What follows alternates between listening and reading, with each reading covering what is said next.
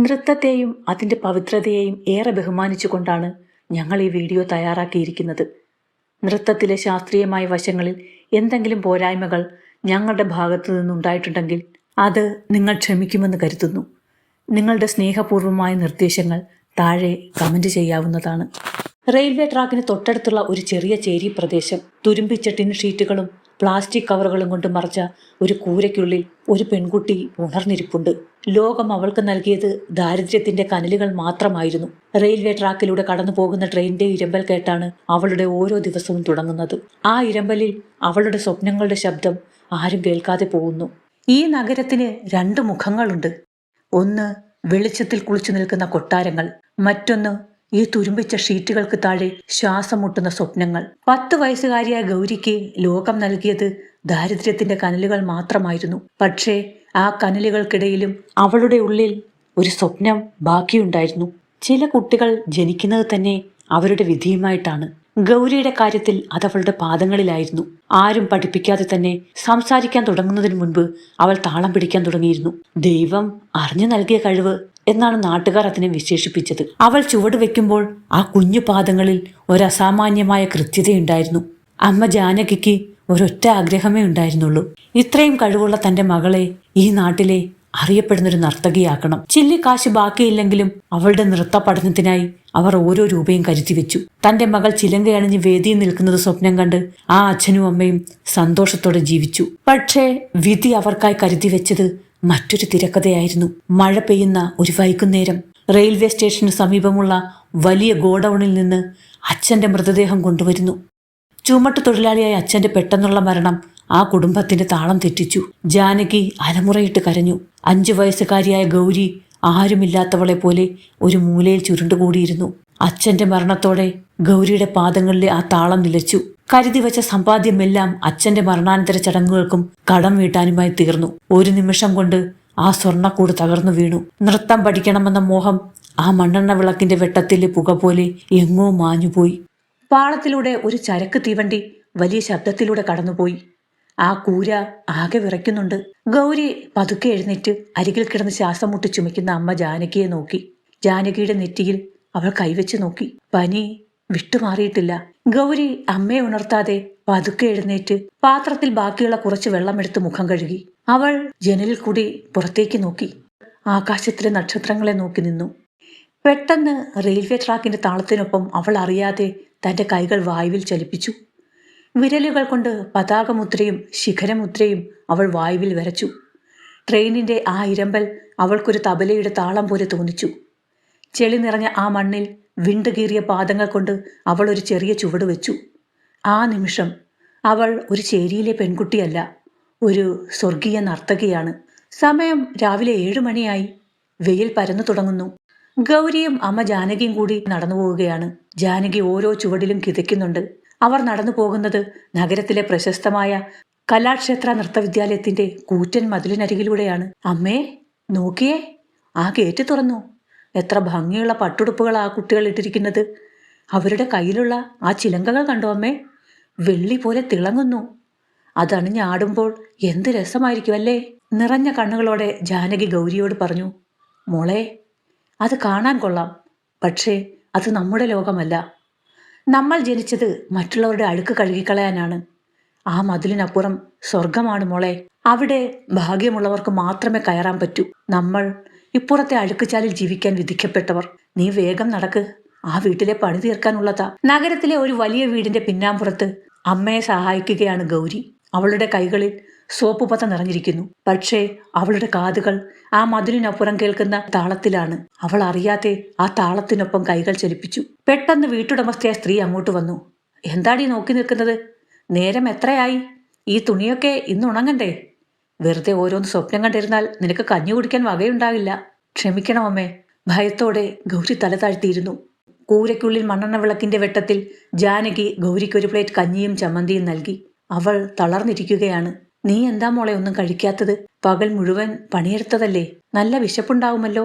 ഇത് കേട്ട് ഗൗരി അമ്മയോട് പറഞ്ഞു. അമ്മേ, എനിക്ക് നൃത്തം പഠിക്കണം. ആ വലിയ മതിലിനപ്പുറം എല്ലാവരും പഠിക്കുന്നത് പോലെ എനിക്കും പഠിക്കണം. അമ്മേ, നമ്മൾ അത്രയ്ക്കും പാവപ്പെട്ടവരാണോ? എന്റെ രൂപം മോശമായതുകൊണ്ടാണോ അവർ എന്നെ അങ്ങോട്ട് അടുപ്പിക്കാത്തത്? ജാനകി മറുപടി പറയാനാവാതെ ഗൗരിയെ കെട്ടിപ്പിടിച്ച് പൊട്ടിക്കരഞ്ഞു. ആ ചെറിയ കൂരയ്ക്കുള്ളിൽ ഗൗരിയുടെ സ്വപ്നങ്ങൾ ആ മണ്ണെണ്ണ വിളക്കിന്റെ വെട്ടത്തിൽ വിറയ്ക്കുകയായിരുന്നു. അവളുടെ സ്വപ്നങ്ങളെ ചവിട്ടുമെതിച്ചുകൊണ്ടെന്ന പോലെ പുറത്തിൽ റെയിൽവേ ട്രാക്കിലൂടെ ഒരു ട്രെയിൻ വീണ്ടും കടന്നുപോയി. പിറ്റേന്ന് പുലർച്ചെ നഗരത്തിൽ നേരിയ മഞ്ഞുണ്ട്. അമ്മ ഉറക്കത്തിലാണ്. ഗൗരി പതുക്കെ എഴുന്നേറ്റു. അവളുടെ ഉള്ളിൽ ഇന്നലെ കണ്ട ആ വെള്ളിച്ചിലങ്കകളുടെ കിലുക്കം മാത്രമായിരുന്നു. ആരും കാണാതെ അവൾ ആ കൂരയിൽ നിന്ന് പുറത്തിറങ്ങി. ലക്ഷ്യം കലാക്ഷേത്രയുടെ ആ വലിയ മതിൽക്കെട്ട്. ഭയം അവളെ പിന്നോട്ട് വലിക്കുന്നുണ്ടായിരുന്നു. പക്ഷേ ഉള്ളിലെ താളം അവളെ മുന്നോട്ട് നയിച്ചു. ഒരു തെറ്റും ചെയ്യാതെ തന്നെ അവളൊരു കള്ളിയെപ്പോലെ ആ മതിലിനരികിലെത്തി. അവിടെ ആരും കാണാത്ത ഒരു പഴയ വിടവുണ്ടായിരുന്നു. സ്വർഗത്തിലേക്കുള്ള അവളുടെ ഏക വഴി. ഗൗരി ശ്വാസമടക്കി ആ മതിലിന്റെ വിടവിലൂടെ ഉള്ളിലേക്ക് കടന്നു. അകത്തെ കാഴ്ച അവളെ അമ്പരപ്പിച്ചു. മനോഹരമായ പുൽത്തകിടികൾ, പൂത്തുനിൽക്കുന്ന മരങ്ങൾ, ഒപ്പം ദൂരെ നിന്ന് കേൾക്കുന്ന മനോഹരമായ വീണാനാദം. അവൾ പതുക്കെ ഒളിഞ്ഞും തെളിഞ്ഞും ആ വലിയ നൃത്തശാലയുടെ വരാന്തയിലെത്തി. അവിടെയുള്ള ഒരു വലിയ ജനാലയിലൂടെ അവൾ ഉള്ളിലേക്ക് നോക്കി. ദൈവമേ, ഇതാണോ സ്വർഗം? നൃത്തശാലയ്ക്കുള്ളിൽ 10-12 പെൺകുട്ടികൾ പട്ടുടുപ്പണിഞ്ഞ് നൃത്തം ചെയ്യുന്നു. ആ മതിൽക്കെട്ടിനുള്ളിലെ വലിയ വിദ്യാലയത്തിൽ ആരെയും അത്ഭുതപ്പെടുത്തുന്നൊരു കാഴ്ചയുണ്ടായിരുന്നു. അവിടുത്തെ പ്രിൻസിപ്പൽ മാഡം കാമിനി മാഡം ഒരു വലിയ നൃത്തഹാളിലേക്ക് നടന്നു വന്നു. അവരുടെ ഓരോ ചുവടും അളന്നു മുറിച്ചതുപോലെയായിരുന്നു. അവർ വെറുമൊരു അധ്യാപികയായിരുന്നില്ല, മറിച്ച് കലയുടെ സൗന്ദര്യത്തിന്റെ സിംഹാസനത്തിൽ ഇരിക്കുന്ന ഒരു രാജ്ഞിയായിരുന്നു. നഗരത്തിലെ ഏറ്റവും സുന്ദരികളായ സ്ത്രീകളിൽ ഒരാൾ. പട്ടുസാരിയുടെ മടക്കുകൾ പോലും കൃത്യമായി ഒതുക്കി സ്വർണ്ണാഭരണങ്ങളുടെ തിളക്കത്തോടെ അവർ നടക്കുമ്പോൾ കാണുന്നവർക്ക് തോന്നും ദൈവങ്ങൾ ഭൂമിയിലേക്ക് ഇറങ്ങി വന്നതാണെന്ന്. അവരുടെ മുഖത്ത് വിരിയുന്ന പുഞ്ചിരിയിൽ പോലും ഒരു പ്രത്യേക താളമുണ്ടായിരുന്നു. നൃത്തം ചെയ്യുന്ന കുട്ടികളെ കാമിനിയെ ശ്രദ്ധിച്ചു. അവരുടെ കണ്ണുകളിൽ സൗന്ദര്യത്തോടുള്ള അമിതമായ ആരാധന വ്യക്തമായിരുന്നു. പക്ഷേ കാമിനി മാഡത്തിന് പ്രത്യേക കാഴ്ചപ്പാടുണ്ടായിരുന്നു. അവർക്ക് കല എന്നത് വെറും ചുവടുകളല്ല, അത് പുറമേയുള്ള സൗന്ദര്യത്തിന്റെ പൂർണ്ണതയാണ്. അവരുടെ വിദ്യാലയത്തിൽ നൃത്തം പഠിക്കാനെത്തുന്ന ഓരോ പെൺകുട്ടിയും സുന്ദരിയായിരിക്കണം എന്നവർക്ക് നിർബന്ധമുണ്ടായിരുന്നു. കല ദൈവീകമാണ്. അതിനെ ആസ്വദിക്കാൻ പവിത്രമായ സൗന്ദര്യമുള്ള ശരീരങ്ങൾ വേണം എന്നതായിരുന്നു അവരുടെ സിദ്ധാന്തം. ദാരിദ്ര്യം കൊണ്ടോ സാഹചര്യങ്ങൾ കൊണ്ടോ നിറമങ്ങിയവർക്ക് ആ വിദ്യാലയത്തിന്റെ വാതിലുകൾ എന്നും അടഞ്ഞു കിടന്നു. കാമിനി മാഡം ഒരു വിദ്യാർത്ഥിനിയോടായി പറഞ്ഞു, മോളെ, നിന്റെ ചുവടുകൾ കൃത്യമാണ്, പക്ഷേ ഭാവങ്ങൾ ഇനിയും പൂർണ്ണതയിലെത്തണം.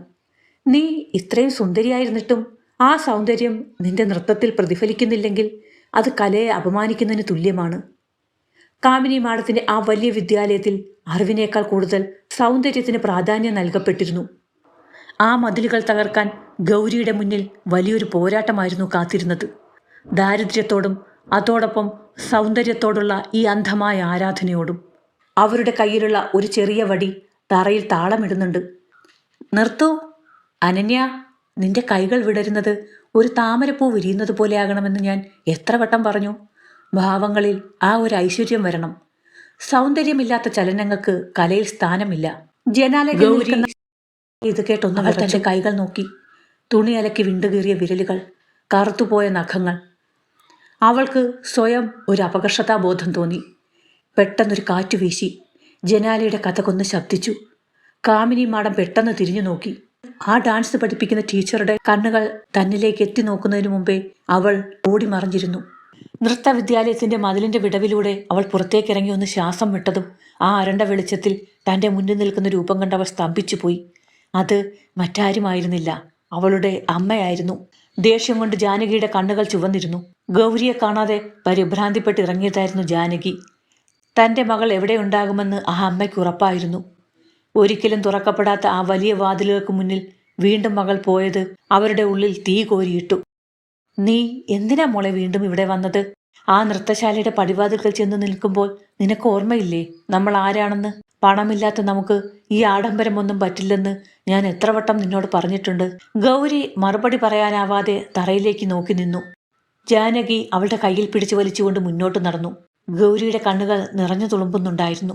നമ്മുടെ ലോകം ഈ റോഡിലെ പൊടിയും അഴുക്കുമാണ്. അവിടെ പാട്ടും നൃത്തവുമില്ല. സ്വപ്നം കാണുന്നത് നിർത്തൂ മോളെ, അത് നിനക്ക് സങ്കടം മാത്രമേ തരൂ. രാത്രിയിൽ ആ ചെറിയ കൂരയ്ക്കുള്ളിൽ ഗൗരി കരഞ്ഞു തളർന്നു കിടന്നുറങ്ങുകയാണ്. അവളുടെ ഉറക്കത്തിലും വിരലുകൾ അറിയാതെ നൃത്തമുദ്രകൾ കാട്ടുന്നുണ്ട്.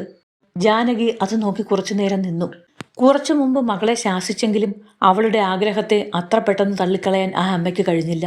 മകളെ വഴക്കു പറഞ്ഞത് അവളെ വേദനിപ്പിക്കാനായിരുന്നില്ല, മറിച്ച് ലോകത്തിന്റെ ക്രൂരതയിൽ നിന്ന് അവളെ സംരക്ഷിക്കാനായിരുന്നു. പക്ഷേ ഗൗരിയുടെ പാദങ്ങളിലെ ആ താളം ദൈവത്തിന്റെ വരദാനമാണെന്ന് ആ അമ്മയ്ക്ക് നന്നായി അറിയാമായിരുന്നു. ദൈവം അറിഞ്ഞു നൽകിയ കഴിവ് എങ്ങനെയാണ് ദാരിദ്ര്യം പറഞ്ഞ് തള്ളിക്കളയുക? ജാനകി പതുക്കെ എഴുന്നേറ്റ് തന്റെ പഴയൊരു തുണിപ്പൊതി എടുത്തു. അതിനുള്ളിൽ കുറച്ച് നാണയത്തുട്ടുകൾ ഉണ്ടായിരുന്നു. ആ നാണയങ്ങൾ കൈവെള്ളയിലിട്ട് ജാനകി ഒന്ന് നെടുവീർപ്പിട്ടു. നിന്റെ അച്ഛൻ കണ്ട സ്വപ്നമാണിത്. എന്റെ മകൾ ചിലങ്ക എണിയുന്നത് കാണാൻ ആ പാവം ഒരുപാട് ആഗ്രഹിച്ചിരുന്നു. പട്ടിണി കിടന്നാലും വേണ്ടില്ല, നാളെ ആ പടിവാതിക്കൽ നിന്നെ ഞാൻ കൊണ്ടുപോകും. അവിടെ ആര് തടഞ്ഞാലും നിന്റെ അവകാശം ഞാൻ ചോദിച്ചു വാങ്ങും. ആ തീരുമാനമെടുത്തതോടെ ജാനകിയുടെ മുഖത്തെ ആദ്യം മാറി. പകരം ഒരു പുതിയ ദൃഢനിശ്ചയം അവിടെ തെളിഞ്ഞു. അവൾ ആ നാണയപ്പൊതി നെഞ്ചോട് ചേർത്ത് പിടിച്ചു.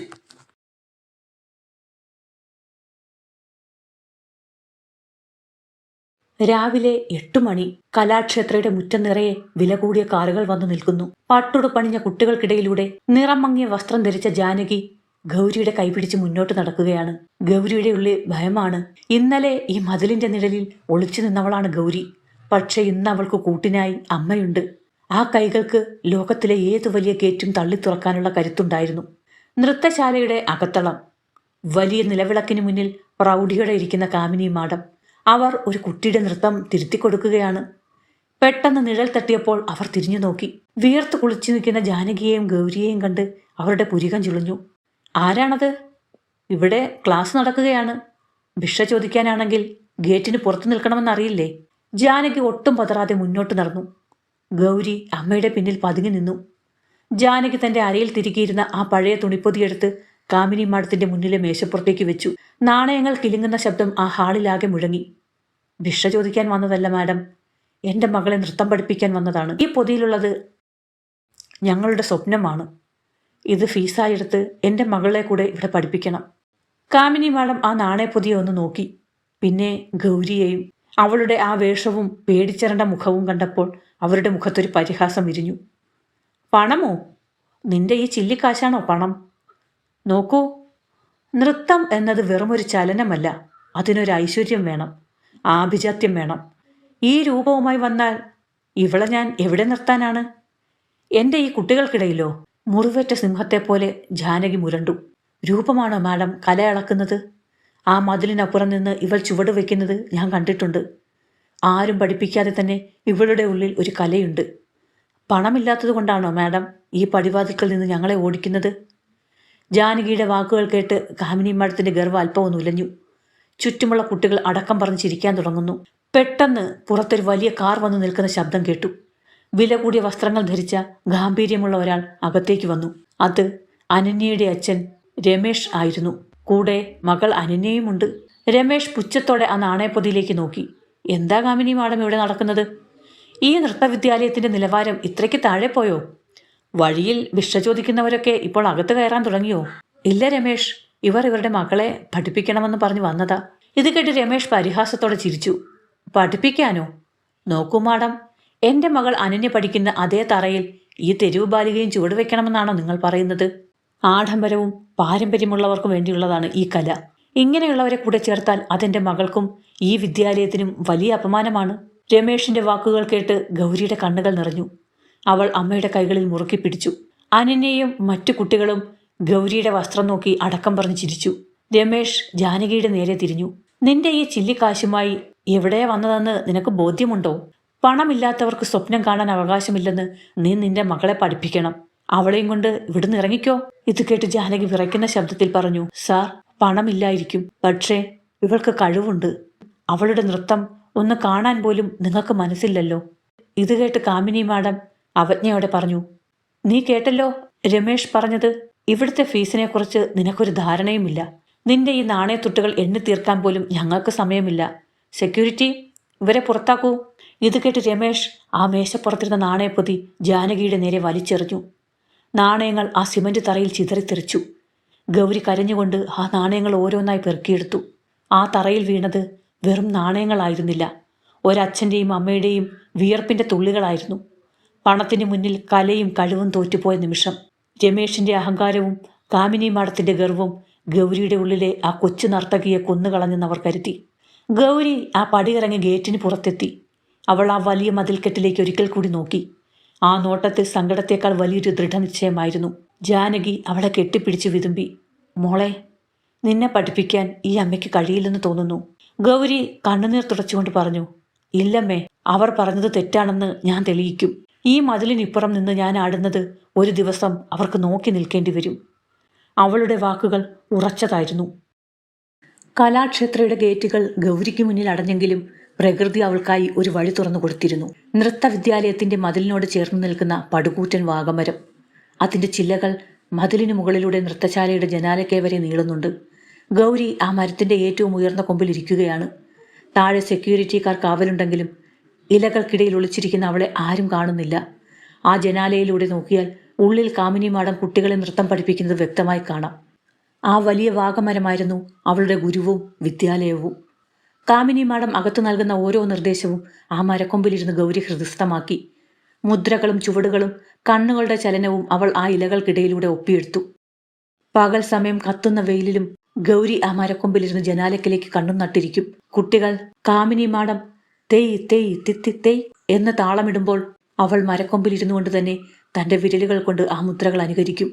അവളുടെ ചുണ്ടുകൾ മന്ത്രം പോലെ ആ താളം ഉരുവിടും. രാത്രി സമയം മണ്ണെണ്ണ വിളക്കിന്റെ മങ്ങിയ വെളിച്ചത്തിൽ പകൽ കണ്ട ഓരോ ചുവടും അവൾ ആ ഇടുങ്ങിയ മുറിയിൽ ആവർത്തിക്കും. വിയർപ്പിൽ കുളിച്ചു നിൽക്കുമ്പോഴും അവളുടെ മുഖത്ത് ഒരു ദൃഢനിശ്ചയമുണ്ട്. ചിലങ്കകളില്ലാത്ത അവളുടെ പാദങ്ങൾ ആ കളിമൺ തറയിൽ താളം പിടിച്ചപ്പോൾ അവിടെ വിരിഞ്ഞത് വെറുമൊരു നൃത്തമായിരുന്നില്ല, അതൊരു പെൺകുട്ടിയുടെ അതിജീവനമായിരുന്നു. അങ്ങനെ കർക്കിടക മാസത്തിലെ ആ കടുത്ത മഴ വന്നെത്തി. കാറ്റും ഇടിമുഴക്കവുമുണ്ട്. കലാക്ഷേത്രയുടെ ആ വലിയ വാഗമരം മഴയിൽ നനഞ്ഞു കുതിർന്നു നിൽക്കുകയാണ്. അപ്പോഴും ആ വാഗമരത്തിന്റെ ഇലകൾക്കിടയിൽ ഗൗരി ഒരു കീറിയ പ്ലാസ്റ്റിക് കവർ തലയിലൂടെ മൂടിയിരിക്കുകയാണ്. മഴവെള്ളം അവളുടെ മുഖത്തിലൂടെയും ശരീരത്തിലൂടെയും ഒഴുകിയിറങ്ങുന്നുണ്ട്. തണുപ്പുകൊണ്ട് അവൾ വിറയ്ക്കുന്നുണ്ടെങ്കിലും അവളുടെ കണ്ണുകൾ ആ നൃത്തശാലയുടെ ജനാലയ്ക്കലാണ്. മഴയും കാറ്റും അവളെ പിന്നോട്ട് വലിക്കുന്നുണ്ടായിരുന്നില്ല. ആ തണുത്തുറഞ്ഞ കൊമ്പിലിരുന്ന് അവൾ അകത്തേക്ക് നോക്കി. അവിടെ ജനാലയ്ക്കൽ കാമിനി മാഡം കുട്ടികളെ ഒരു പുതിയ ചുവട് പഠിപ്പിക്കുകയാണ്. മഴയുടെ ഇരമ്പലിനിടയിൽ ആ താളം അവൾക്ക് വ്യക്തമായി കേൾക്കാൻ സാധിക്കുന്നില്ലെങ്കിലും അവൾ ചെവിയോർത്തിരുന്നു. മഴവെള്ളം അവളുടെ കൈകളിൽ തട്ടി ചിതറുമ്പോൾ ആ വെള്ളത്തുള്ളികൾക്ക് പോലും ഒരു താളമുണ്ടെന്ന് അവൾക്ക് തോന്നി. ലോകം ഉറങ്ങുമ്പോൾ വിശപ്പിന്റെ കരച്ചിൽ വയറിനുള്ളിൽ ഒതുക്കുമ്പോഴും അവളുടെ ആത്മാവിൽ നൃത്തം ഒരു കനലായി എരിഞ്ഞു. ഓരോ മുദ്രയും ആ മണ്ണെണ്ണ വിളക്കിന്റെ വെളിച്ചത്തിൽ അവൾ തൻ്റെ മനസ്സിനുള്ളിൽ വരച്ചെടുത്തു. അങ്ങനെ 2 വർഷം കടന്നുപോയി. ഗൗരി ഇപ്പോൾ അല്പം കൂടി വളർന്നിരിക്കുന്നു. പഴയ ആ പേടിച്ചേരേണ്ട കുട്ടിയല്ല അവളിപ്പോൾ. അവൾ ആ മരക്കൊമ്പിലിരുന്ന് താഴെ നൃത്തം ചെയ്യുന്ന കുട്ടികളെ നോക്കുന്നു. അവർ ചെയ്യുന്ന തെറ്റുകൾ പോലും ദൂരെ ഇരുന്ന് അവൾക്ക് മനസ്സിലാകുന്നുണ്ട്.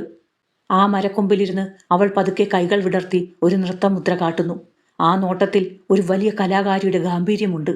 ആഡംബരമില്ലാത്ത, വെളിച്ചമില്ലാത്ത, ചിലങ്കകളില്ലാത്ത ആ 2 വർഷങ്ങൾ ഗൗരിയെ വല്ലാതെ മാറ്റിക്കളഞ്ഞു. കാമിനി മാഡത്തിന്റെ പ്രിയപ്പെട്ട ശിഷ്യരായ അനന്യയെക്കാളും മറ്റുള്ളവരെക്കാളും മികച്ച രീതിയിൽ ആ കല അവൾക്ക് വഴങ്ങിത്തുടങ്ങി. ഒളിച്ചിരുന്ന് പഠിച്ച ആ വിദ്യ ലോകത്തിനു മുന്നിൽ ആടിത്തീർക്കാൻ അവൾ കാത്തിരുന്നു. ഈ സമയം വിധി അവൾ പോലും അറിയാതെ അവൾക്കായി വലിയൊരു വേദി ഒരുക്കുന്നുണ്ടായിരുന്നു. കലാക്ഷേത്ര നൃത്തവിദ്യാലയം ഒരു വധുവിനെ പോലെ അണിഞ്ഞൊരുങ്ങി നിൽക്കുന്നു. വർണ്ണാഭമായ വെളിച്ചങ്ങൾ, വലിയ സ്റ്റേജ്, റോഡരികിൽ നിരനിരയായി കിടക്കുന്ന ആഡംബര കാറുകൾ. നഗരത്തിലെ വലിയൊരു വിഭാഗം ജനങ്ങളും അവിടെ തടിച്ചുകൂടിയിട്ടുണ്ട്. ഇത്തവണത്തെ മത്സരം കലാക്ഷേത്രയുടെ അഭിമാനമാണ്. എല്ലാവർക്കും ഒരു കാര്യം ഉറപ്പാണ്, രമേഷിന്റെ മകൾ അനന്യ തന്നെയാകും ഒന്നാമത്. അവളുടെ വിജയത്തിനായി വലിയൊരു ആഘോഷം തന്നെ അവിടെ ഒരുങ്ങുന്നുണ്ട്. ആഘോഷം ഒരു വശത്ത് പൊടിപൊടിക്കുമ്പോൾ ആ വലിയ മതിലിനപ്പുറത്തുള്ള ചേരിയിൽ മറ്റൊരു ഹൃദയം തുടിക്കുന്നുണ്ടായിരുന്നു. ഈ സമയം ഗൗരി തന്റെ ചെറിയ വീട്ടിൽ നിന്നും പുറത്തേക്കിറങ്ങാൻ തുടങ്ങുകയായിരുന്നു. ദൂരെയുള്ള നൃത്തശാലയിൽ നിന്നുള്ള സംഗീതം ഇങ്ങു കേൾക്കാം. അത് കേൾക്കുമ്പോൾ ഗൗരിയുടെ പാദങ്ങൾ അറിയാതെ ചുവട് വെക്കുന്നു. അമ്മേ, എനിക്ക് അവിടം വരെ ഒന്ന് പോകണം. ആ നൃത്തങ്ങളൊക്കെ എനിക്കൊന്ന് നേരിട്ട് പോയി കാണണം. ഇന്ന് വലിയ മത്സരമല്ലേ അമ്മേ? ഇത് കേട്ടപ്പോൾ ജാനകിക്ക് ദേഷ്യവും സങ്കടവും വന്നു. വേണ്ട, അങ്ങോട്ടേക്കിനി പോകണ്ട. 2 വർഷം മുമ്പ് അവർ നിന്നെയും എന്നെയും അപമാനിച്ചിറക്കിവിട്ടത് നീ മറന്നോ? പണമില്ലാത്തവർക്ക് അവിടെ സ്ഥാനമില്ല. ഇനിയും നീ അപമാനിക്കപ്പെടുന്നത് കാണാൻ ഈ അമ്മയ്ക്ക് വയ്യ. ഗൗരി ഒന്നും പറയാതെ അവിടെ നിന്നു. പക്ഷേ അവളുടെ കണ്ണുകൾ ആ വെളിച്ചത്തിലേക്കായിരുന്നു. ഈ സമയം രമേഷിന്റെ മകൾ അനന്യയുടെ ഊഴമായി. അവൾ പട്ടുടുപ്പും സ്വർണ്ണാഭരണങ്ങളും അണിഞ്ഞ് സ്റ്റേജിനരികിൽ നിൽക്കുന്നു. രമേഷ് തന്റെ മകളെ നോക്കി അഭിമാനത്തോടെ ചിരിക്കുന്നു. അനന്യ സ്റ്റേജിലേക്ക് കയറാനൊരുങ്ങുമ്പോൾ പെട്ടെന്ന് അവളുടെ പാദം പടിക്കെട്ടിൽ തടഞ്ഞു. അവൾ നിലവിളിച്ചുകൊണ്ട് തറയിലേക്ക് വീണു. സദസ്സിൽ വലിയൊരു നിശബ്ദത പടർന്നു. അനന്യയ്ക്ക് എഴുന്നേൽക്കാൻ കഴിയുന്നില്ലായിരുന്നു. അനന്യ, എഴുന്നേൽക്കു മോളെ, എല്ലാവരും നോക്കി നിൽക്കുകയാണ്. നിനക്ക് നൃത്തം കളിച്ചേ പറ്റൂ. നമ്മുടെ അഭിമാനത്തിന്റെ പ്രശ്നമാണിത്, രമേഷ് പരിഭ്രമത്തോടെ പറഞ്ഞുകൊണ്ടേയിരുന്നു. ഈ സമയത്ത് കാമിനി മാഡം അവിടേക്ക് ഓടി വന്നു. എന്തു പറ്റി അനന്യ? നീ ആടിയില്ലെങ്കിൽ ഈ പരിപാടി ഇവിടെ നിർത്തേണ്ടി വരും. കലാക്ഷേത്രയ്ക്ക് ഇത് വലിയൊരു അപമാനമാകും. അനന്യ പക്ഷെ കരയുകയായിരുന്നു.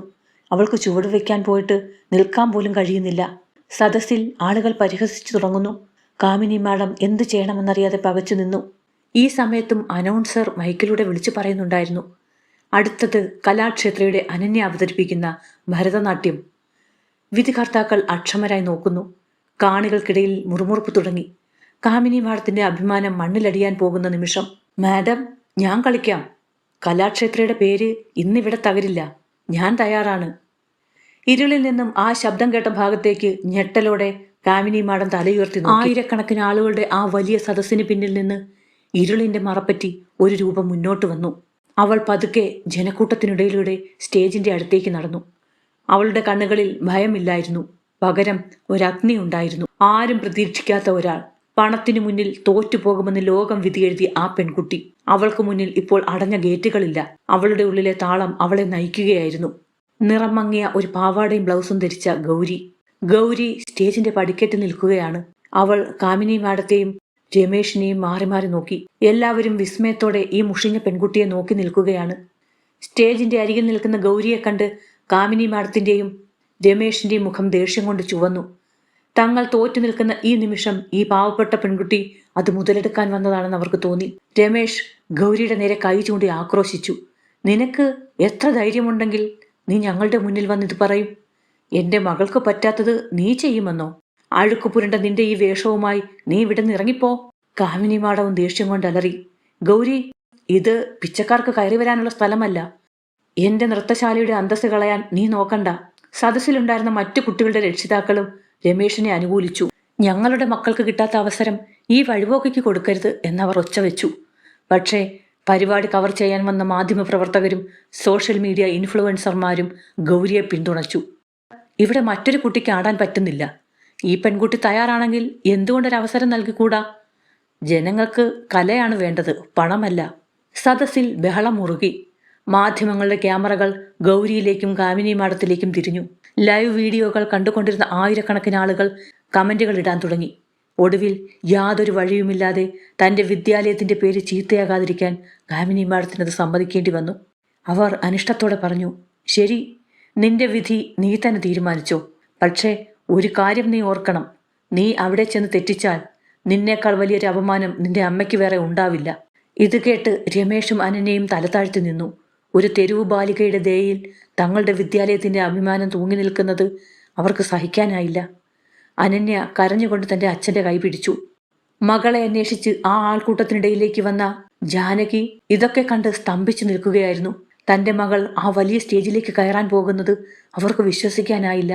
ഭയവും വെപ്രാളവും കൊണ്ട് ആ അമ്മയുടെ നെഞ്ച് പടപടാ ഇടിച്ചു. ഈശ്വരാ, എന്റെ മോൾ ഇത് എന്ത് സാഹസമാണ് കാണിക്കുന്നത്?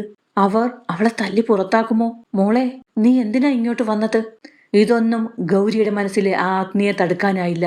അണിയറയിൽ വെച്ച് കാമിനി മാഡം അനിഷ്ടത്തോടെയാണെങ്കിലും ഗൗരിയുടെ കാലിൽ ആ വെള്ളിച്ചിലങ്കകൾ കെട്ടിക്കൊടുത്തു. വർഷങ്ങളായി ദൂരെ നിന്ന് നോക്കിക്കൊതിച്ച ആ ചിലങ്കകൾ തന്റെ പാദങ്ങളെ തൊട്ടപ്പോൾ ഗൗരിയുടെ ഉള്ളിലൂടെ ഒരു മിന്നൽ പിണർ പാഞ്ഞുപോയി. സന്തോഷം കൊണ്ട് അവളുടെ കണ്ണുകൾ നിറഞ്ഞു തുളുമ്പി. ആ പാദങ്ങളിൽ ചിലങ്കകൾ മുറുകിയപ്പോൾ അവളുടെ ജന്മം സഫലമായതുപോലെ തോന്നി. അത് വെറുമൊരു ചിലങ്കയല്ലായിരുന്നു. 1000 അപമാനങ്ങൾക്കും വിശപ്പിനും അപ്പുറം ഗൗരി നേടിയെടുത്ത വിജയത്തിന്റെ നാദമായിരുന്നു അത്. അനന്യയുടെ പട്ടുടുപ്പുകൾ അണിഞ്ഞ ഗൗരിയെ കണ്ടപ്പോൾ കാമിനി മാഡം പോലും ഒരു നിമിഷം നോക്കി നിന്നു പോയി.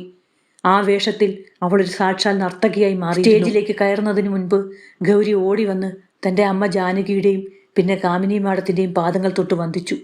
ജാനകി മകളെ കെട്ടിപ്പിടിച്ച് കരഞ്ഞു. ഗൗരി പതുക്കെ സ്റ്റേജിന്റെ നടുവിലേക്ക് നടന്നു. സംഗീതം ഉയർന്നു. ആദ്യത്തെ ചുവട് തറയിൽ പതിച്ചപ്പോൾ തന്നെ സദസ്സ് നിശബ്ദമായി. ഓരോ ചലനത്തിലും വർഷങ്ങളുടെ തപസ് തെളിഞ്ഞു കണ്ടു. നൃത്തം പകുതിയായപ്പോഴേക്കും സദസ്സിലുള്ളവർ ആവേശത്താൽ എഴുന്നേറ്റ് നിന്നുപോയി. അവിശ്വസനീയതയോടെ ആ പെൺകുട്ടിയെ നോക്കി നിന്നു. അവളുടെ കൈമുദ്രകളും കണ്ണുകളുടെ ചലനവും അത്രമേൽ കൃത്യമായിരുന്നു. കാമിനി മാഡം പഠിപ്പിച്ചതിനേക്കാൾ ആഴത്തിൽ അവൾ ആ കലയെ ഉൾക്കൊണ്ടിരുന്നു.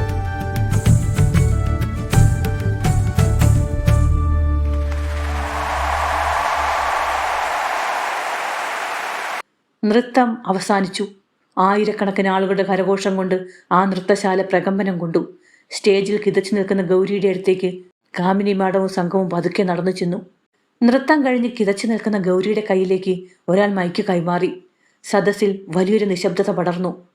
മാധ്യമങ്ങളുടെ ക്യാമറകളെല്ലാം അവൾക്ക് നേരെയായി. ഗൗരി പതുക്കെ തൻ്റെ അമ്മയെയും പിന്നെ കാമിനി മാഡത്തെയും ഒന്ന് നോക്കി. സദസ്സിലുണ്ടായിരുന്നവർക്കും മാധ്യമപ്രവർത്തകർക്കും എല്ലാവർക്കും അറിയേണ്ടിയിരുന്നത് ഒരേ ഒരു ചോദ്യം മാത്രമായിരുന്നു. കുട്ടി, നീ ഇത് എവിടെ നിന്നാണ് പഠിച്ചത്? നിന്റെ ഗുരു ആരാണ്? എല്ലാവർക്കും ചോദിക്കാനുണ്ടായിരുന്നത് ആ ഒരേ ഒരു ചോദ്യമായിരുന്നു. ഗൗരി പറഞ്ഞ മറുപടി എല്ലാവരെയും ഞെട്ടിച്ചു. എൻ്റെ ഗുരു കാമിനി മാഡം തന്നെയാണ്. കാമിനി മാഡം ഞെട്ടലോടെ തലയുയർത്തി അവളെ നോക്കി. ആ ഞെട്ടൽ കണ്ട് ഗൗരി പറഞ്ഞു, അതെ മാഡം, മാഡം തന്നെയാണ് എൻ്റെ ഗുരു. പക്ഷേ ഞാൻ നൃത്തം പഠിച്ചത് ഈ നൃത്തശാലയുടെ 4 ചുവരുകൾക്കുള്ളിൽ ഇരുന്നല്ല. ഗൗരി സ്റ്റേജിൽ നിന്ന് പുറത്തുള്ള ആ വലിയ വാഗമരത്തിലേക്ക് വിരൽ ചൂണ്ടി. എല്ലാവരും വിസ്മയത്തോടെ അങ്ങോട്ട് നോക്കി. ആ മതിലിനപ്പുറത്തുള്ള ആ വലിയ മരത്തിൻ്റെ മുകളിലിരുന്നാണ് കഴിഞ്ഞ 2 വർഷമായി ഞാൻ ഈ താളങ്ങളെല്ലാം പഠിച്ചത്. വെയിലത്തും മഴയത്തും ആ മരക്കൊമ്പുകൾ എന്നെ താങ്ങി നിർത്തി. കാമിനി മാഡം അകത്ത് കുട്ടികൾക്ക് നൽകുന്ന ഓരോ നിർദ്ദേശവും എൻ്റെ കാതിൽ സംഗീതമായി എത്തിയിരുന്നു. മതിലുകൾക്ക് എന്നെ തടയാമായിരുന്നു, പക്ഷേ എൻ്റെ കണ്ണിനെയും കാതിനെയും തടയാൻ ആർക്കും കഴിഞ്ഞില്ല. ഗൗരിയുടെ വാക്കുകൾ കേട്ട് കാമിനി മാഡം സ്തബ്ധയായിപ്പോയി. ആ പെൺകുട്ടി അനുഭവിച്ച കഷ്ടപ്പാടുകൾ ഓരോന്നായി അവരുടെ മനസ്സിലൂടെ കടന്നുപോയി. അവരുടെ കണ്ണുകൾ നിറഞ്ഞു തുളുമ്പുന്നുണ്ടായിരുന്നു.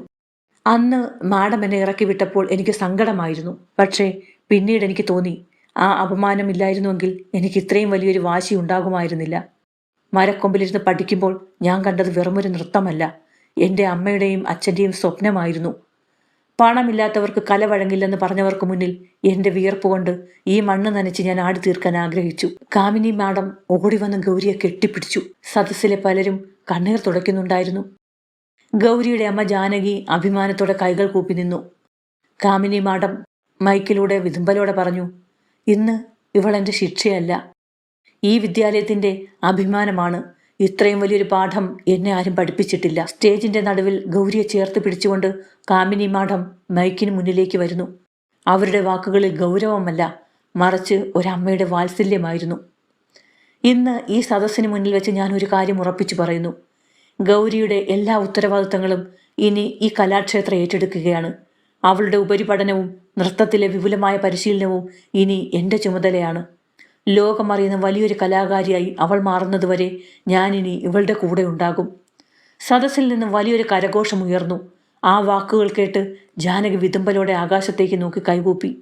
ഈ സമയം അതുവരെ തലതാഴ്ത്തി നിന്നിരുന്ന രമേശ് പതുക്കെ സ്റ്റേജിലേക്ക് കയറി വന്നു. അയാളുടെ മുഖത്തെ ആ പഴയ അഹങ്കാരം പൂർണ്ണമായും മാഞ്ഞു പോയിരുന്നു.